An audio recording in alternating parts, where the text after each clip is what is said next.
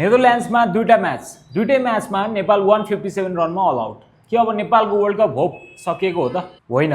तर अब डिरेक्ट क्वालिफायरको बाटो चाहिँ एकदमै गाह्रो भइसक्यो। नेपाल अहिले 30 म्याच खेलिसक्दाखेरि जम्मा 24 पोइन्ट्समा रहेको छ।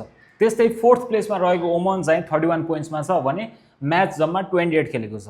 नेपालको अझै 6वटा गेम बाँकी छ र त्यो सबै गेम जित्ने हो भने लास्ट पुग्न सक्ने भनेको 36 पोइन्ट्स हो।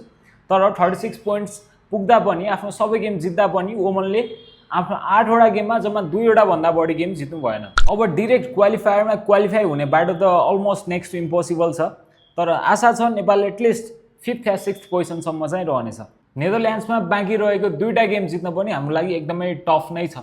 जब पनि हामी बाहिरको कन्डिसन्समा खेल्न जान्छौँ हाम्रो ब्याटिङ सधैँ जसो यस्तै नै हुने गर्छ र मेबी स्क्वाडमा केही चेन्जेसहरू ल्याउन सकिन्छ कि मेबी अर्जुन कुमारलाई खेलाउन सकिन्छ कि, तर त्यसको लागि कम्बिनेसन्सहरू मिलाउन एकदम गाह्रो छ। We need to understand that. तर तपाईँहरूलाई के लाग्छ कमेन्टमा लेख्नु होला।